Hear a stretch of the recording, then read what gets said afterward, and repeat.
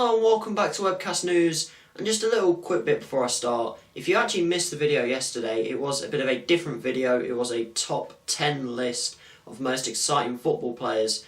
If you did miss that, I'll put a link on the screen somewhere here, hopefully now, so you can go and click on that and check out that video. But without further ado, let's get started. First thing in the news is how social media deals with terrorist extremists. Because David Cameron, Prime Minister of Great Britain, will be going to Washington to meet up with President Barack Obama to speak about the situation of social media sites and how they report extremist posts on their sites.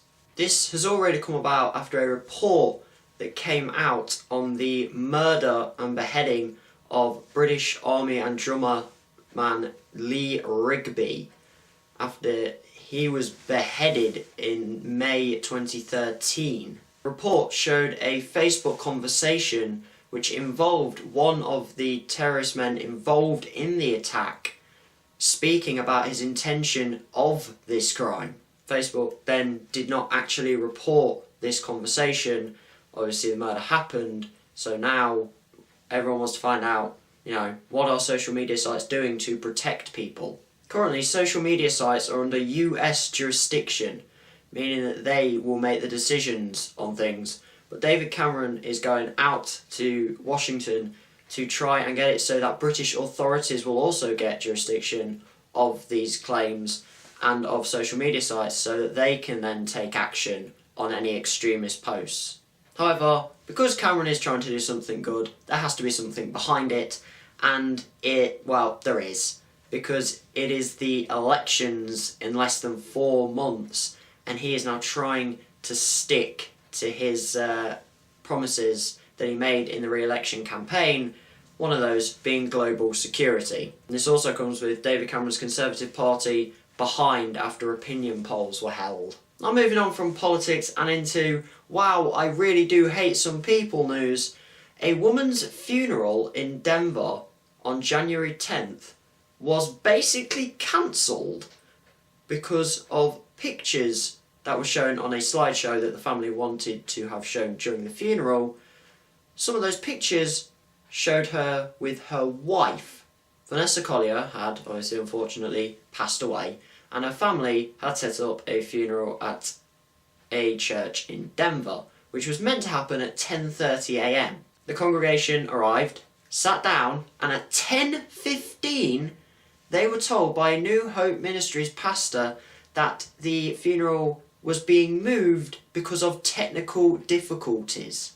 Now the technical difficulties, apparently, were that they hadn't actually watched the slideshow until minutes before the funeral happened, because they apparently had lost the original copy. This is all according to Chaplain Gary Rolando, who actually did hold a last-minute service for the funeral of Vanessa. So at least they did actually do something. Apparently some of the pictures showed Vanessa with her wife Christine, and some of the pictures showed them kissing and hugging, and some of the pictures showed them with their 2 children. This then led to the church cancelling the funeral because of the pictures showing overt, open homosexuality. They said that they would do the funeral, however, if those pictures were taken out of the slideshow, but the family rightly refused. The wife, Christine, has said that she has been very happy and is very thankful of all the people who have supported her during what she describes as a traumatic time in her life.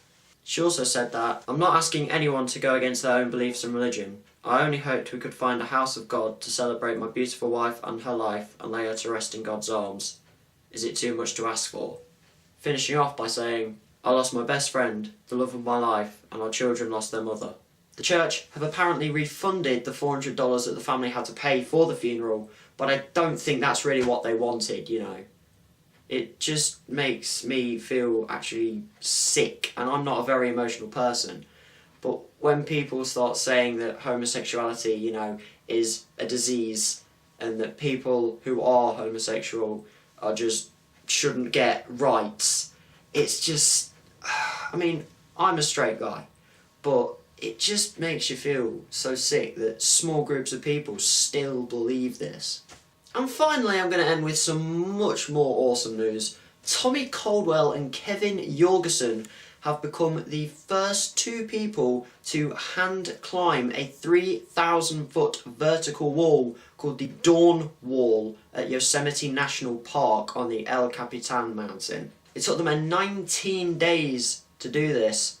They completed it yesterday and started on December 27th, with some of the days having to be rest days just because they completely ripped their hands apart from putting them onto the razor-like edges of the sheer wall and having to pull themselves up. They also had to live in tents that were basically stuck to the wall, just pinned down, which would be so scary.